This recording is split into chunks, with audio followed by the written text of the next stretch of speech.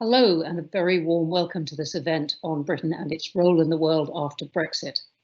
I'm Bronwen Maddox, I'm the director of the Institute for Government, and we're delighted to be working on this event and to have put it together with Wellcome and with Imperial College London. And there has not been a shortage of things to talk about with this. Obviously, trade is very central, with the Brexit talks still continuing, more or less.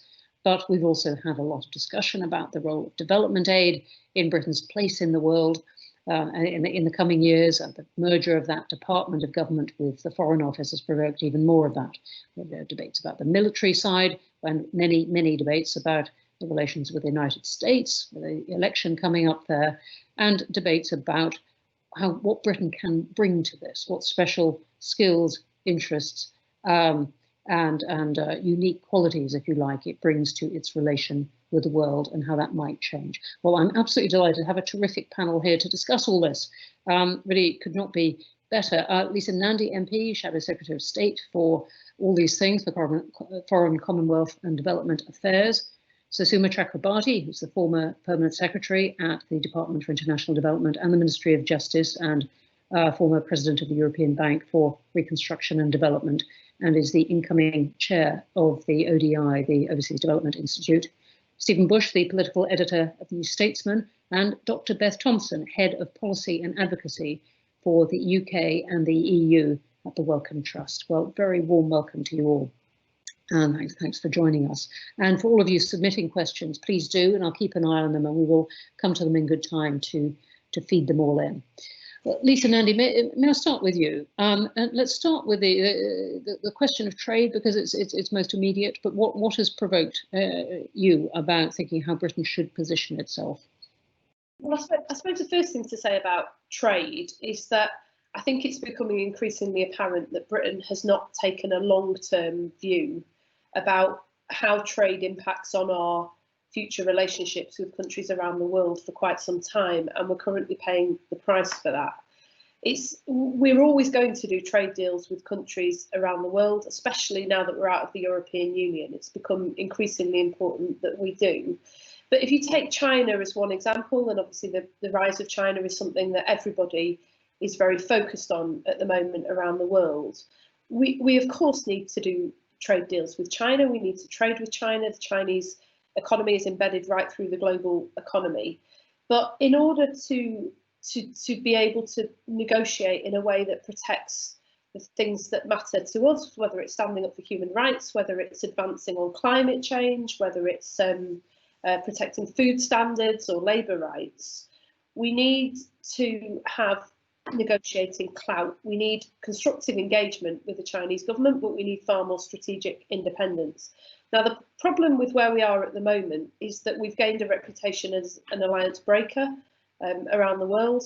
We're outside of the EU, relations are very strained with our European partners, but we also haven't managed to build strong alliances with other countries too. And so we're taking a piecemeal approach rather than a values-based long-term approach to trade negotiations with fairly poor results. The advantage of being in the EU was that by working together with other partners, we could do trade deals that actually help to move the world forwards on issues like climate change and raise environmental standards as part of those deals.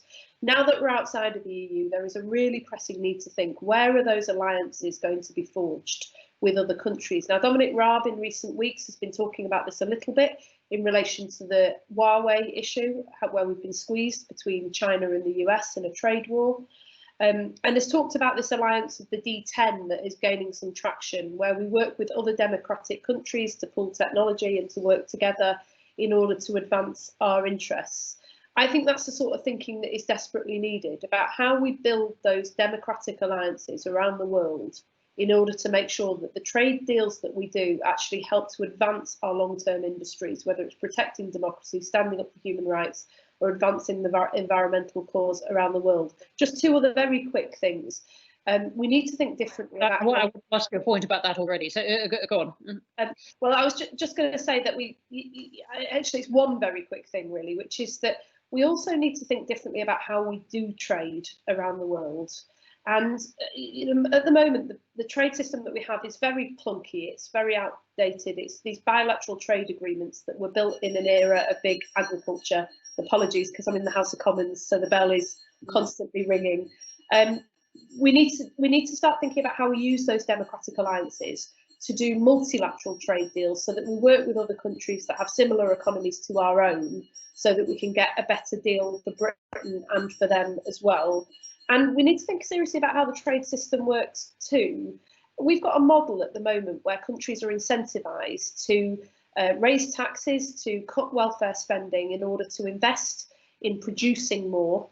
And that creates a system like you have in China at the moment, where many of the workers there just quite simply can't afford to consume the things that they produce.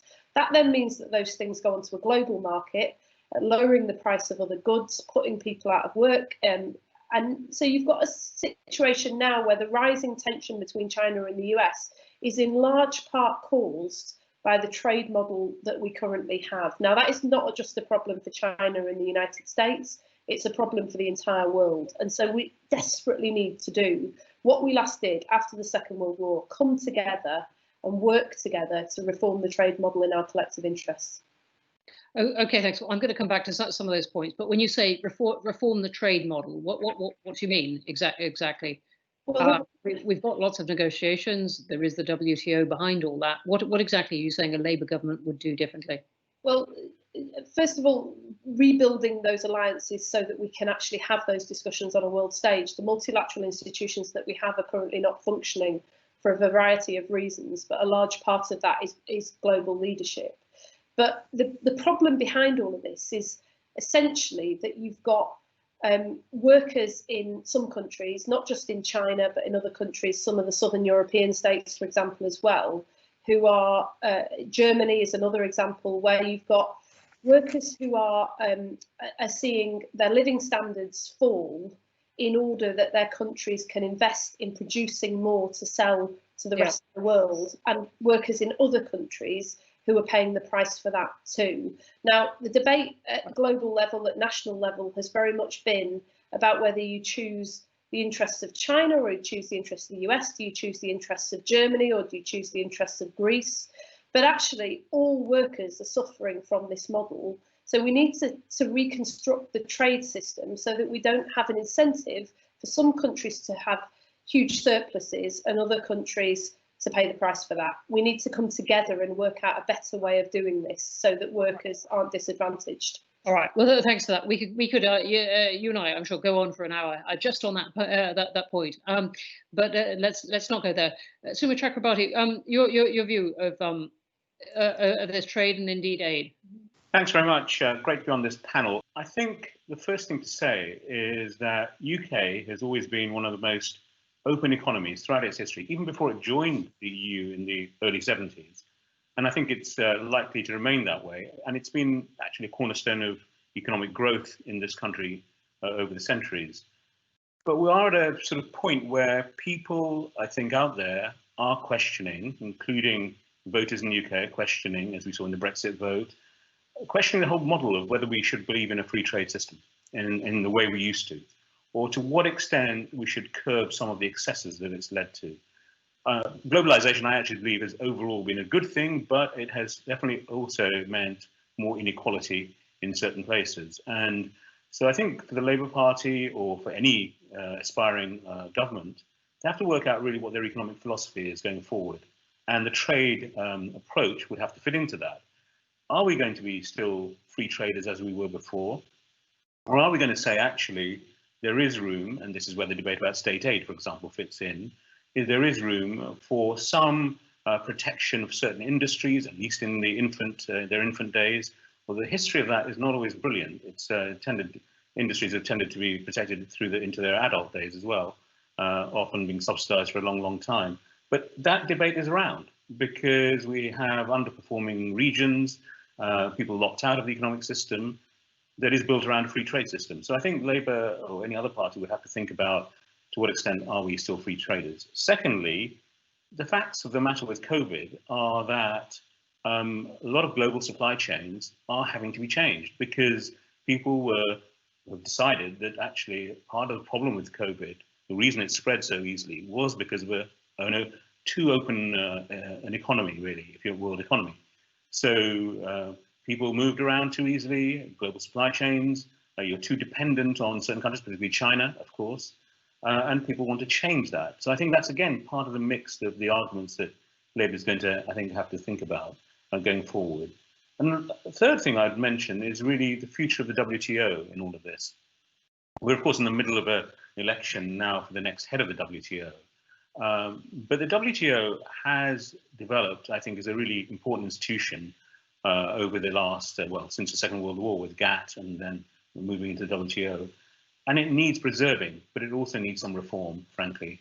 And that's where Lisa's points about, I think, building some alliances with other countries that have like-minded views around trade would be important. But first of all, I think Labour has to decide what is its trading model that it actually wants to believe in. What is its economic model going forward?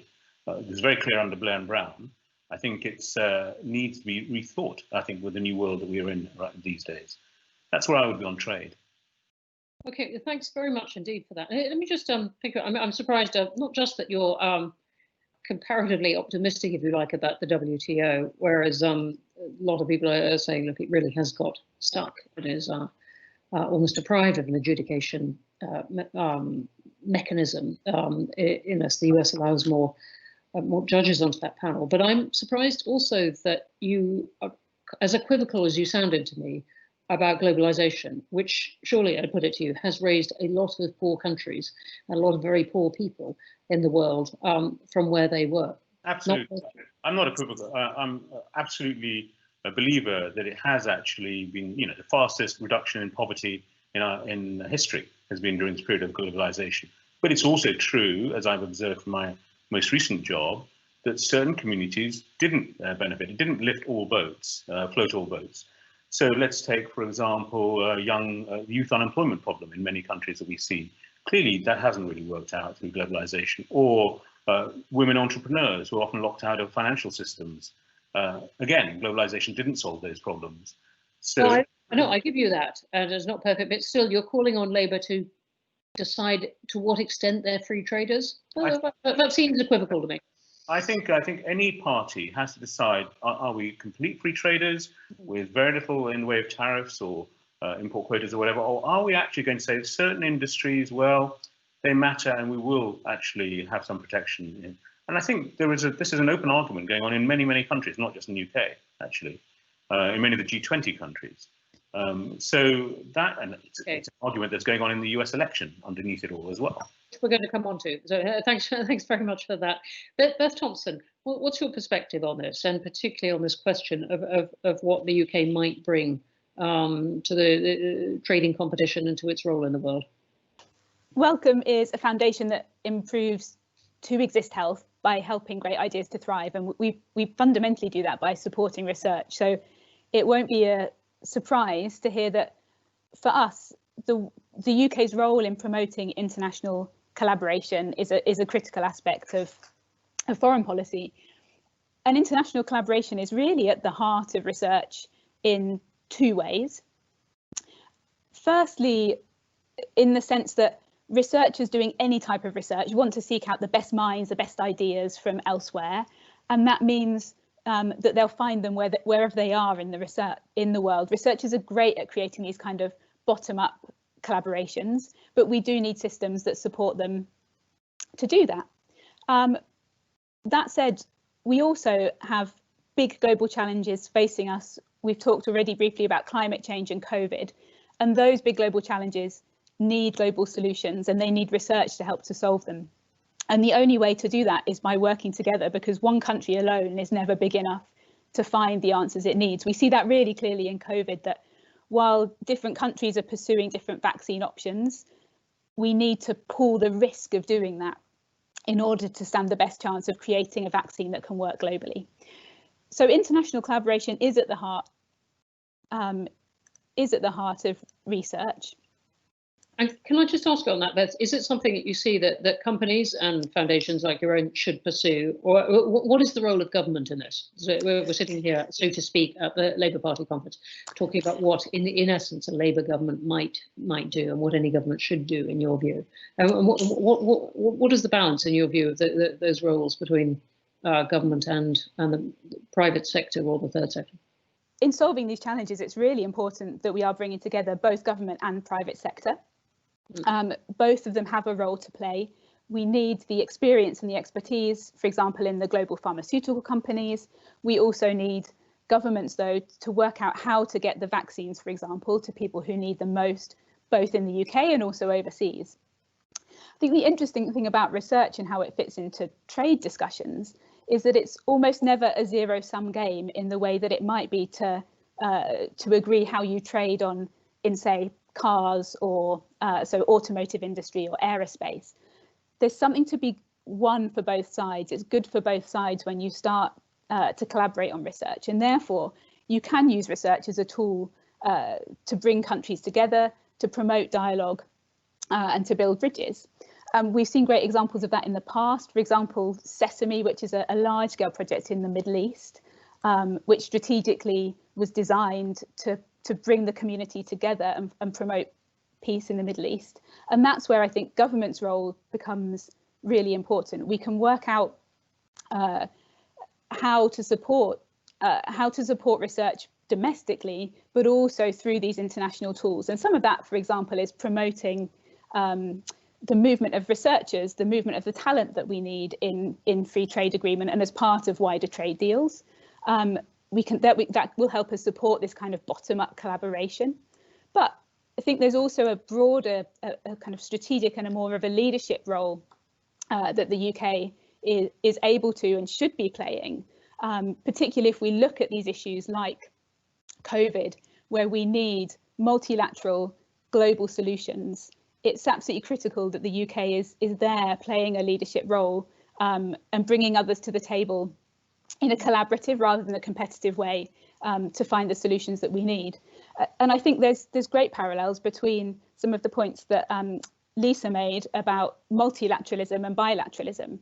So it seems like you can almost get infinite good from collaborating on research because it's a win for both sides, because it's good for science. But the truth is, if we spread infinite good, I was with you up to that point, but infinite good seems something beyond the wildest promises of any party conference. And it is, and that's because there is a trade-off in how much research you can support at one time. And at the moment, there has been a tendency to not be strategic about how we engage with research partners overseas. We've done it in a piecemeal way. And I think the UK needs to think very strategically, be wary of spreading the jam too thin across too many collaborations, and be very clear on the objective. Are we using research to promote our overseas relationships? Or are we using it to achieve something on research itself? And that's where there'll be different partners who we want to pick and work with on different things, and we should use those relationships constructively and collaboratively, but also smartly. And multilateral relationships we'll often be able to leverage more from when we're working with like-minded partners and partners of a similar size, so we're not kind of outgunned. Yeah.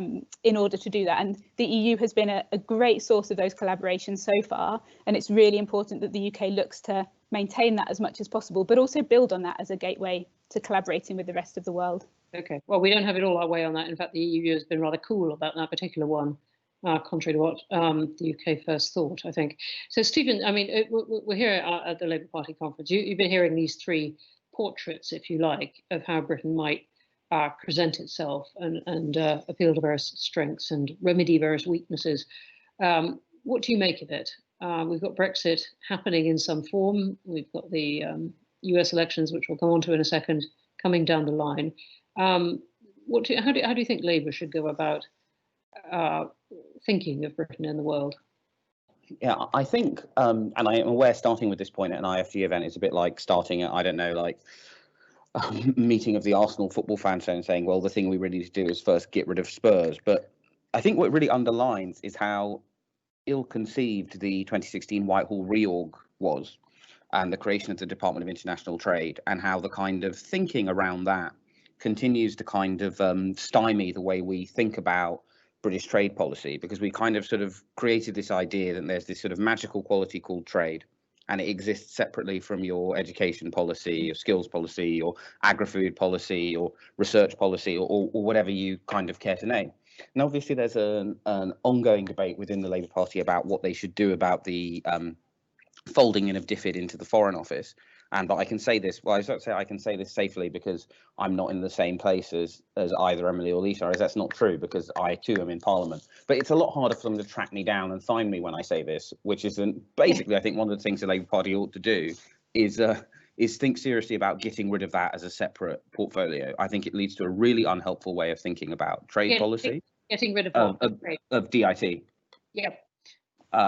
It leads to a really unhelpful way of thinking about trade policy. And while I think there's a much more complex argument about the value of DfID, about the fact that keeping it separately does make it a much more poverty fighting focused body, the biggest thing I think the Labour Party should be doing in opposition is kind of freeing itself from this idea that there's this kind of separate sort of bag of stuff called trade, whereas actually our trade policy has to be at the heart of everything that not only that Lisa does, but Ed Miliband does, and then that the whole, and we see already in the context of the government we have now, that this kind of weird way that they've sort of decided that free trade is a thing that Liz Truss does, means that they don't really have a coherent trade policy.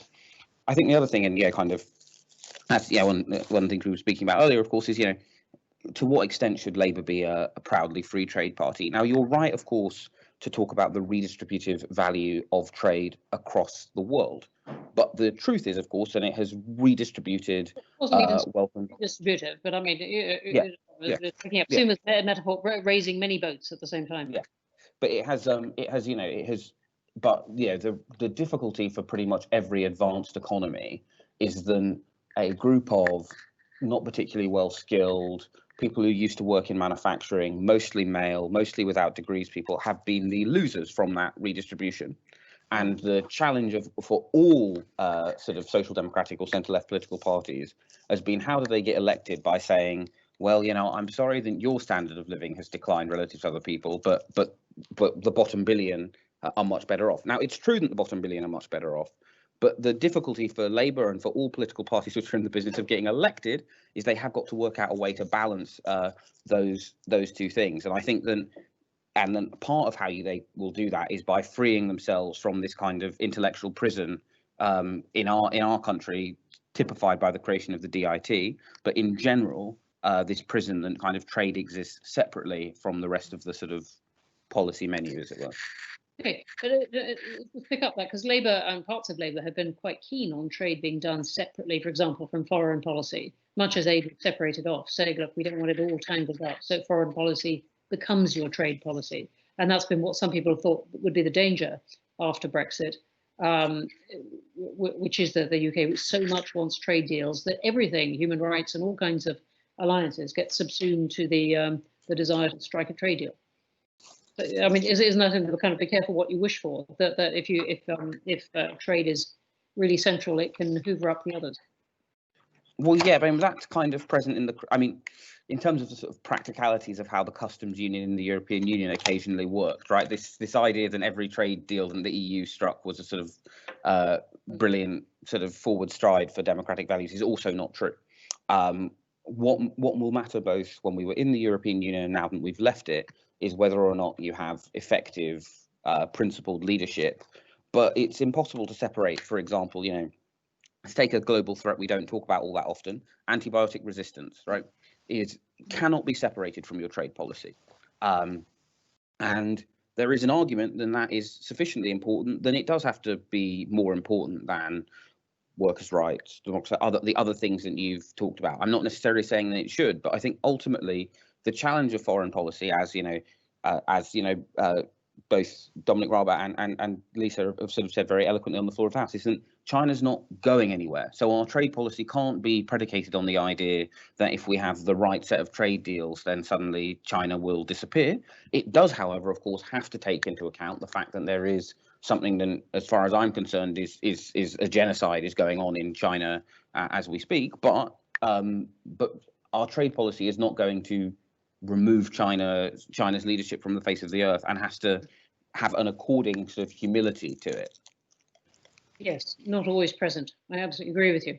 All right, so let's. You've all in different ways brought up the US and China. Let's throw them explicitly into this picture, and ask how the UK should manage relations with these two countries. We've had the Huawei row going on much of this year. We've got the US presidential election coming down the line at us with two very different candidates there. But what are your thoughts? Who'd like to go first on this?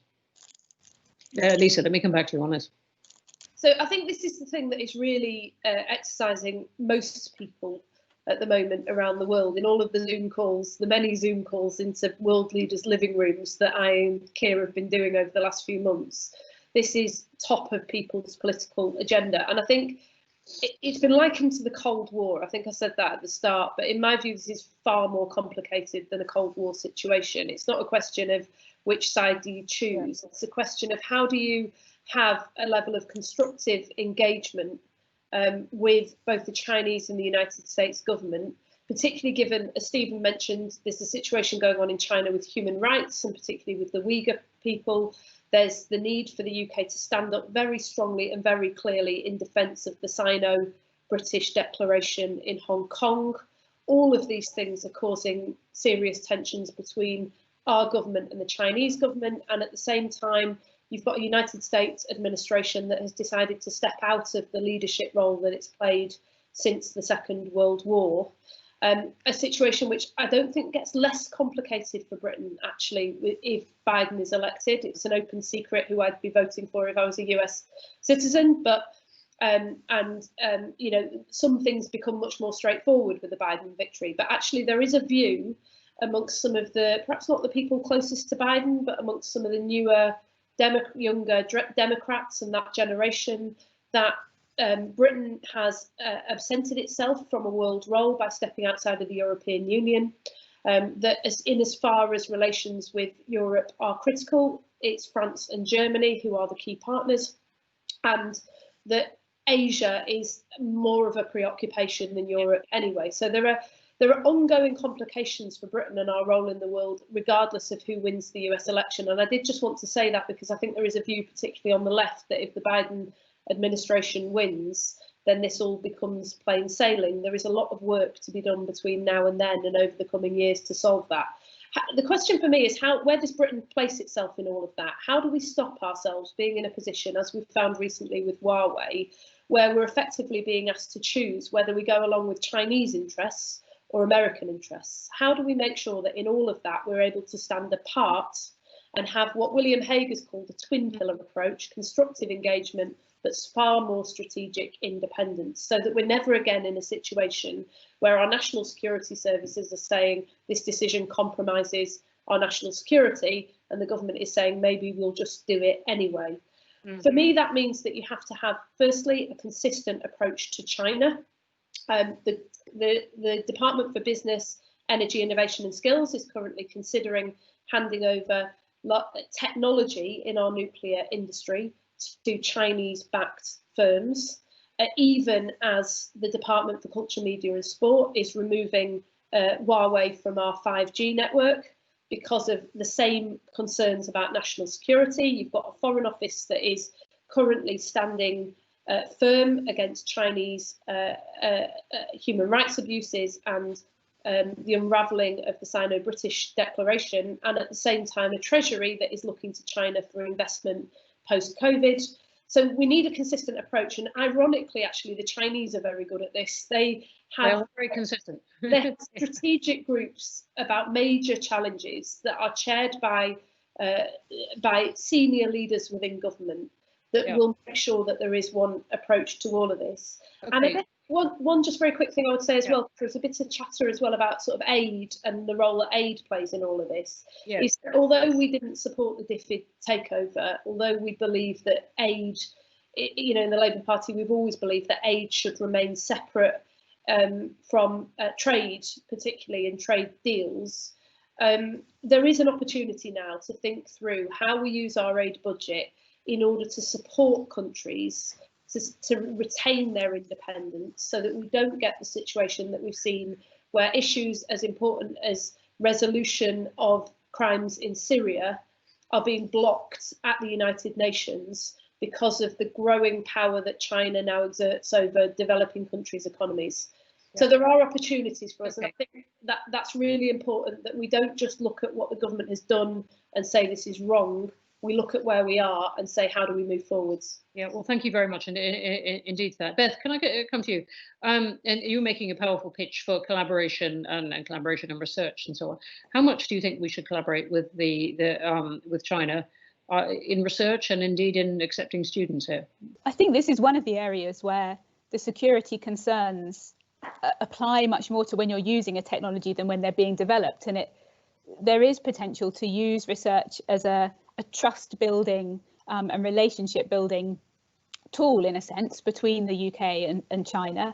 But I think that does need to be done strategically and with thought and with care, rather than as a kind of ad hoc activity. Absolutely, students, international students play a vital role in our universities, both in terms of the funding they bring, but also the different cultures and the different insights that they bring, and they add enormous richness to our university. So, and I think we do need to embrace students from around the world, and that is a way that we can collaborate very openly, and therefore use that to build the trust. So there I see research student exchange as part of the UK's diplomatic endeavour. And I think that can be really helpful as we forge our approach in the world. I think the other interesting tension that we see in particularly as the US withdraws from some of the multilateral institutions, we've seen it withdraw its funding from the World Health Organization, is that does leave this sense of a power gap in some of those great multilateral institutions. And that's something that the UK can contribute its leadership to. Yes, we're not as big, but the UK has a strong track record in aspects of international development in terms of its international leadership. And I think it's important for the UK to grasp that role in a way that will do good for the world, but actually will also be good in turn for the UK's global reputation. So I'd like to see science being used as part of that diplomatic armoury, but also the UK to really step up to that leadership role. Stephen pointed out the example of antimicrobial resistance. That's a really important area for us to take the lead on. And aid is a much more challenging issue, and I agree that it shouldn't be used as a diplomatic tool. It's not something that should be exchanged for a good trade deal, but we should absolutely use that to do good in the world. Okay, thanks very much indeed. Suma, what do you reckon hearing this and thinking of both the US and the China challenges, if you like? So for the last 8 years running EBRD, where the US is the largest shareholder, and one of the things I did was bring China into the EBRD. I think I had a sort of ringside seat in this relationship, rather weird relationship. So my first 4 years, it was actually quite harmonious in the sense that the US wanted China in international institutions like the EBRD, because it was a way of actually making sure China also followed the very sort of rules-based processes in these institutions. The last few years have been completely, utterly different. We have here a Venn diagram. I think there's a US, there's China, but there's also a US-China relationship. So in relation to the US, I think Labour Party should be actually trying to reach out, and I'm sure they are. Lisa and her team probably are already reaching out to potential different administration, the sort of people that are going to come through, and already discussing some of the major areas where they're likely to make common cause. That's going to be very important. A fundamental issue is, if there is another Trump victory, is whether US basically steps out of the international multilateral system pretty much. It may still remain the big major shareholder in all of them, but I know certainly from the BRD that the US really in the last few years has not played much of a role in guiding the institution. And I think that's the same in other multilateral institutions. So that's a big, big issue, because the US was a founding part of these institutions, and it makes the whole system work. On the China side, I think there's you've all mentioned, I mean, Lisa and Beth have both mentioned the sort of multifaceted relationships with China, whether it's human rights, whether it's economic development, education, and all those sorts of issues, technology. The one thing I would say is, and I get very, very tired of hearing people describe China, as a some sort of monolithic entity. Frankly, I have found when working with China that there is a very wide spectrum of views within China about many of these issues, including many who would agree with many of us on some of these issues, actually, but don't have voice necessarily. And if they spoke up too much, might be challenged as well. But also within the government systems, also people who are more pro-free trade, for example, on climate, they have very good, on Africa, a very strong instance as well. And in some of these areas, I think actually Britain can make some progress. I think Hong Kong and human rights will remain two bugbears. Finally, I think on the Venn diagram bit, I mean, you know, the US-China relationship, one thing I don't think that's going to change, frankly, is if there is a Biden administration, I don't think attitudes towards China will change very much. It's pretty bipartisan on the Hill against China. And I think we're all going to have to struggle with that. You might have some nuances in that relationship, but overall, I don't think there's going to be some sort of reset button being pushed, as Hillary Clinton tried to do on Russia. I think essentially we will have to live with a very, very acidic relationship between those two countries for some time. Yes, I must say, to me that rings very, very true. Stephen, what's your take on this, and how Labour positions itself on this, as well as how Britain positions itself? In some ways, right, one of the, to his excellent point about the fact that actually the China stuff in the United States context is incredibly bipartisan, shows that in some ways the how should Britain position itself and how should Labour position itself questions are actually one and the same in some ways, right? While there are inevitably issues where the political parties can't agree, and I don't think it would be healthy if they were to try, so workers' rights is obviously one, but the essence of a successful trade policy is the ability to bring your political class with you, right? That's why they are worth doing from the other side's perspective, right? Then, as Lisa says, the problem that we have now is that the British state is seen as an alliance breaker, not so much because of the fact of it leaving the European Union, but the manner of it leaving the European Union, right? We are the country which negotiated the backstop. I still think a brilliant diplomatic achievement, but, obviously no one else did. We negotiated the backstop, voted it down, kept going back asking for exemptions to the backstop, negotiated a border in the Irish Sea, now is saying that it hates a border in the Irish Sea. And this agenda is deeply contested even within the ruling party.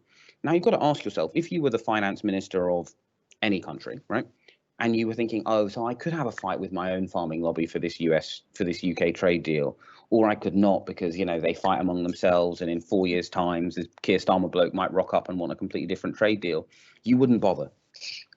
And that's why actually it's not just about what Labour wants to do now, it's also about, if we're going to have a decent trade policy in this country, the government does kind of have to move first on some of this stuff, which is they do have to create agreement and consensus on at least some things.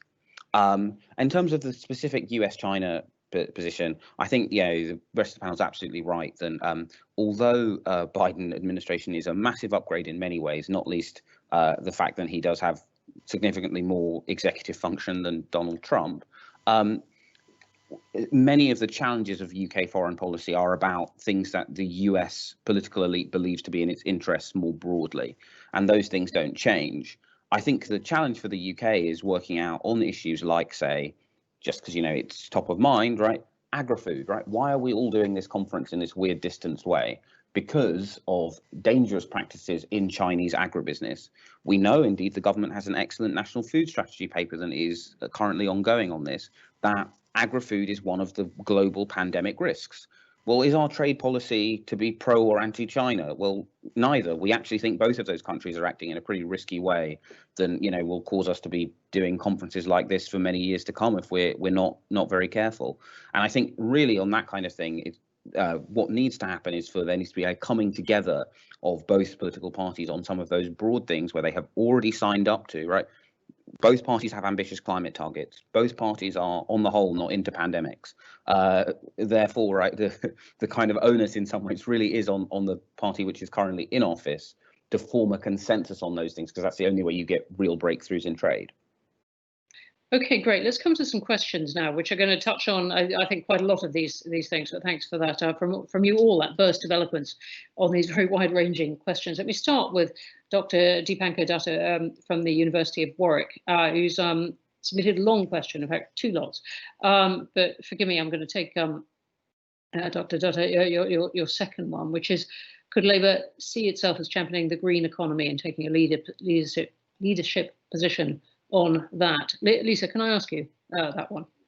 I think that it is inevitable that a future Labour government would place a significant emphasis on tackling climate change and rebuilding through investment in what we've called up until this point the Green New Deal, for a number of reasons. But what would be, I suppose, what would probably be different is the way in which we seek to build a consensus around that. So I firmly believe that tackling climate change is in the interests of working people here, just as it's in the interests of poorer people on the other side of the world. You know, when you look at the people who've been most impacted by climate change to date, although we've had significant floods here and there've been lots of families who've been affected, you've seen the most severe impact on some of the poorest people in the world who've lost their homes, their livelihoods, in some, you know, in some instances their entire community. And but you've also now got a situation where, you know, as Mark Carney has so eloquently said many times, where the biggest threat to financial stability is climate change and our failure to divest. Now, it's ordinary working class people right across this country who have their savings, their pensions, everything bound up in our financial system that stand to lose the most if we don't take a really key strategic approach to this. So whereas in the past I think we've fallen into allowing this to become an issue that is divisive, where the poorest in this country are pitted against the poorest in the world, what we are seeking to do as a party that hopes to govern in a few years' time is build a much broader consensus here and around the world about why tackling climate change is in all of our interests. And by the way, I'm very optimistic about this, because I think we've also had quite a pessimistic approach about the British public to this in recent years. But actually, in Wigan, I get more letters about the environment than I do about any other single issue. And that has been consistently true for a decade now. So I think there is a huge consensus to be built in this country around climate change, particularly if we view it through the lens of the opportunity that is presented for countries like Britain to start investing in clean energy technology, battery technology, so that our young people are designing the clean energy of the future. You know, Suma talked about the fact that the rising tide hasn't floated all boats, and that is exactly my experience back home in Wigan. But for ex-mining communities who are so proud of the role that we played in powering this country through the last century, there is a real opportunity for us now to talk to those communities about how their children and grandchildren will power us through the next. Yeah. Okay, thanks very much indeed for that. And no, I think we've destroyed the metaphor of rising tides and boats, as it doesn't work. China is really exercising the minds of a lot of our questioners. And let me just bring in a cluster of questions then on that. From Francis de Souza saying, I wonder what strategic engagement with China actually looks like. Quite a few people saying, does the Labour Party care about the rights of Hong Kong people, and what would it do about it? And then we have another question on saying, what is the position of the Labour Party in relation to the growing influence and power of China in Africa and across Asia? So dealing with the more difficult bits of the Chinese relationship, if you like. Suma, can I come to you? And then Beth, I'd love your view, particularly on that engagement and collaboration. Suma. Okay, so I think, you know, as someone who I guess has championed the idea of constructive engagement with those parts of the Chinese system that one can reach out to, I think it does pay off. I mean, let me take the area I know best, which is development assistance, I guess. If you look at which country is the biggest financier of development, it is China. It isn't just through the multilaterals, it's actually through China Development Bank and other entities. So there is a huge opportunity to try and actually make China a better development player in Africa, for example, where quite often in the past, so China has been criticized for actually not helping on governance reform, for example, pushing poor projects of poor value. There are many now in the Chinese system who recognize that critique actually and want to do better.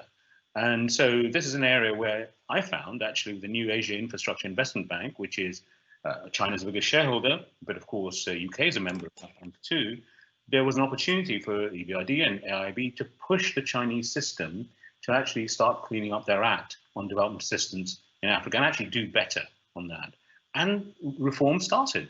So it is possible, I think, if you really put your shoulder to the wheel, to really actually try and change minds on certain attitudes. On some things, I think it's much more difficult. Human rights, Hong Kong, where almost national honour is at stake. But in the international sphere, I think where Chinese companies are playing out, and the green economy would be a good example of that climate area, where a lot of Chinese economies are actually very, very important in the solar panels and so on. China actually does try and move in the right direction. So push more in that direction, because we've got to find ways of engaging with China in a positive way in order actually to have our criticisms also heard, by the Chinese. You've got to have I guess a two-vector strategy towards China going forward. Okay, Beth. I agree with Suma's last point. I think finding the areas that are less contentious, where you can build trust and build a foundation for that relationship, empowers you and creates the atmosphere for you to be able to have the more difficult conversation. So I think that two-pronged approach is absolutely the right one. And I do think research and the leading UK university sector is a really strong place to do that. Both at that kind of bottom-up approach of allowing Chinese researchers, Chinese students to come to the UK and experience what life here is like and take some of that back home or to wherever they go to next in their studies or in their work.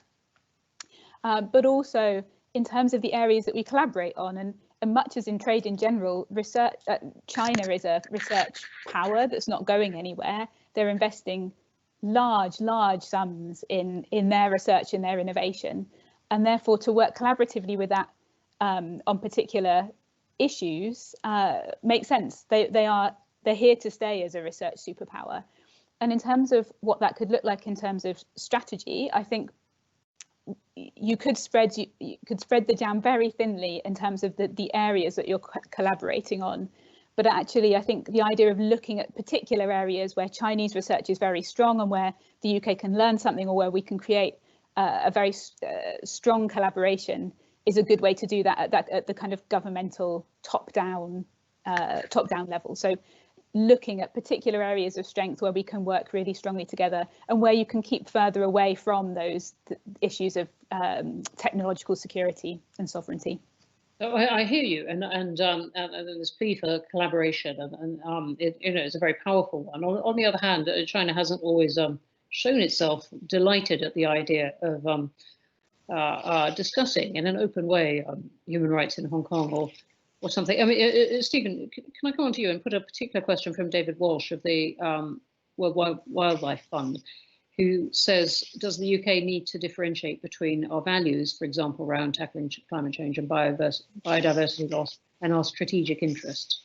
I guess the question is broadly, yes. I think the difference is that in terms of those two specific policy areas, i.e. biodiversity and climate change, no, because our strategic interest is, I mean, I know it's a slightly glib way of putting it, but it is nonetheless true, right? Our strategic interest is to have a habitable biosphere, right? Like everything else kind of flows from that. I think, however, what that does mean is that, I'm sorry to put it quite this callously, but ultimately, British policy is not going to change what the Chinese government does vis-a-vis Hong Kong. It just isn't. And so at some point you do have to kind of ask yourself, well, what does British trade policy want to accomplish on things where it might change the policy, not only of China, but of all of the rising economies of what we used to still do describe as the global south, to make sure that as they transition up the value chain, they don't do so in a way which only deepens our climate problem and our biodiversity and our sustainability problem. And ultimately, right, those, kind of, we have this like weird situation in politics where there's consensus among the two big parties about ambitious climate targets. But the second then someone goes, by the way, what else are you willing to give up? Whether it's your own car or your own foreign policy perspectives or your own slightly crazy Brexit timetable in the case of the governing party, everyone goes, well, no, I mean, I'm not that ambitious about climate change. But I think so the answer is yes, but on the specific two issues that he names, no, because those are kind of the things which have to come first above pretty much everything else. Okay, so thanks very much. Let me ask Suma, there's one just saying, should overseas development assistance be cut because gross national income is falling? So this isn't about scrapping the 0.7% or that whole debate, or is the Foreign Office now eating up if it's money or anything, but it's saying, you know, in this year of a recession, is it right that overseas development aid goes down? Well, I mean, fortunately, because of the legal position, that is exactly what's going to happen, because it's tied to GNI, which I've always thought was a mistake.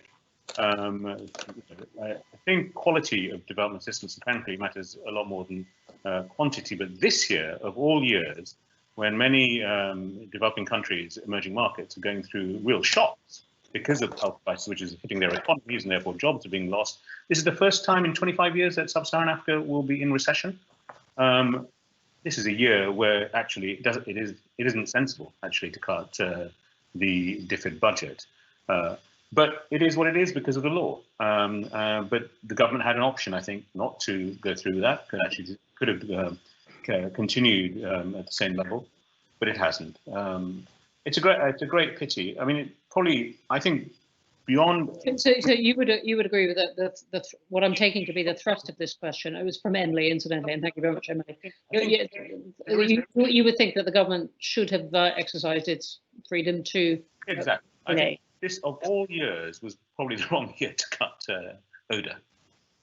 Thank you, Beth. I want to come to you from one of your colleagues. It's a pair of questions, really. One from one of your colleagues, Lisa Bungaratha from Imperial College London, saying, how can UK foreign policy help maintain the UK's position as a global science superpower? It's an interesting way of putting it, because what we hear our minister saying is, how can UK's position as a global science superpower help our foreign policy? But anyway, coming from your side of thing. And then also there is a question right at the beginning from Paul about whether we need more technical education and indeed the old polytechnics to have lots of good scientists and researchers. Let me come to you with that, and then Lisa, I'm going to throw you one of the big ones at the end. Yeah, the science superpower question is really interesting because it's a term that's used a lot by the current government, but often in a very domestic context, or as you say, in terms of what's it going to offer the UK overseas. But I think there are foreign policy issues that we need to look at. Some of those are about the mobility of or talent in general, but particularly the mobility of talent, which also speaks to that second question. So the UK has lots of great people in terms of the research community that we build from scratch. We know that we need to do more to develop the technical workforce as well, and to develop that homegrown talent. But however good our homegrown talent is, we will always want to bring in people from overseas, because that's how research works. We get better ideas when we get that intermingling. So I think the UK, one aspect, and although this is in a sense domestic policy, it's closely related to our how the UK is perceived overseas. We have to be a welcoming place for researchers to come to, and I'm sure, and I hear this from other sectors as well, that that's true elsewhere. The hostile environment policy and some of the limitations and problems in the way the UK visa system worked have not helped us attract talent, both in terms of the tone that's set and also the practical barriers and limitations. And I think that's something that any government has to put front and centre. But also we have to welcome outward mobility as well. It is a two-way thing, and recognising that people will want to come to the UK for a bit and leave, or UK nationals will want to leave, and finding ways to support that is really important. So, okay, great, and thanks. Sorry, I've got my eye on the clock appallingly, because we could go on about these things for a long time. Very interestingly, and just briefly on technical education. So, absolutely, I think the UK has not done enough to build technical education over some time. We'd like to see development of research technicians. I don't think I'm the right person to answer the very specific question about how that's done, but it is absolutely a key element of domestic policy that needs to be looked at as well. Okay, thanks. And I'm going to squeeze in just one more. So Stephen and Suma, quick question on how relevant the Commonwealth is post-Brexit for Britain, and a suggestion in the question that countries like India are now US centric. They don't care about us. Either of you, or both? I defer to Suma on this one. Okay, thanks very much, Stephen. So look, I think the Commonwealth, is important only to a much smaller extent than it used to be. We have to admit that. I think India, of the Commonwealth countries, is very important. And actually, there is a feeling now in India that it's a little bit less US-centric in where the students go, for example, than it used to be. Actually, there's a much wider variety of destinations of students. My generation, my father's generation, UK was always the place you went to. But I think the next generation, US, was the one place. It's actually shifted a bit, and you can see that in business school admissions around the world as well. But can I just take this up on you one quick point? We haven't really discussed rebuilding the relationship with the EU. I mean, there are several areas of policy, foreign policy, development policy, defence policy, where there isn't a difference of opinion, actually. And President Macron suggested creating a European Security Council. I think it's a very good idea for bringing EU and UK together. I propose that we should also push, and maybe this is something Lisa could mount an initiative on, a European Development Council, which would bring together the UK, EFTA, and the EU, because there really isn't a policy difference.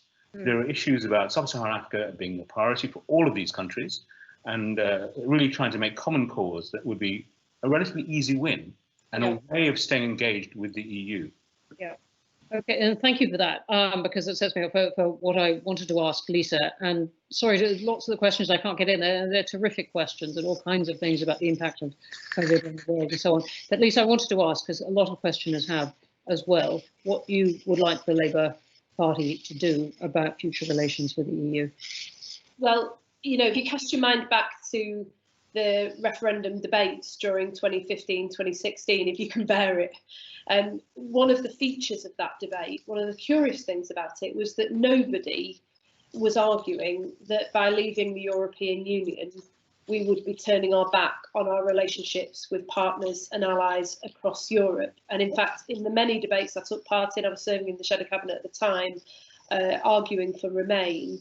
The key argument from Leave campaigners was that we could strengthen our alliances with European allies if we were outside of the European Union. So there ought to be a consensus that, as Suma rightly said, that these relationships still matter, that neighbours matter, geography matters in foreign policy. And that, if you look at the response to the COVID pandemic, when we were in real dire straits in the early days of the virus hitting Britain, we turned to India and China for assistance. We also reached out to the United States, but we worked very closely with European friends in order to make sure that we had the things that we needed, whether it was PPE or paracetamol or the ability to work together just to overcome the crisis. So, from my point of view, from Labour's point of view, those relationships will continue to matter. We've stayed within the Party of European Socialists, which is the progressive grouping across Europe, because now more than ever, as the world faces a choice about whether to pull together to deal with COVID-19 or whether to break apart, we have to make sure that we're building the widest possible range of alliances. We're outside of the EU and that argument is over, but we still belong with our friends and allies in Europe and across the world, and we'll continue to reach out and work with them closely. And the situation to me doesn't seem quite as bleak as it might appear. Stephen said a lot of those countries are keeping a close eye on British politics. They are aware that this is a government that may not want to build consensus at home or overseas, but in the end, that is a government that may not last. And so, the Labour Party's role in this at the current time, I believe, could not be more important. And we will continue to fly the flag for internationalism. Being in the European Union is not the only way to be an internationalist global power, and we will make sure that Britain continues to play a role in the world. Okay, well, thank you for that answer and taking us perfectly to the end of this session on Britain in the world after Brexit. Thank you, terrific session, and real apologies to the great questions that I couldn't get in. well, great questioners, if you like. Many thanks indeed to Imperial College London and to Wellcome for working with us on this, and thank you to my terrific panel, Lisa, Stephen, Beth and Suma. Thank you all for watching.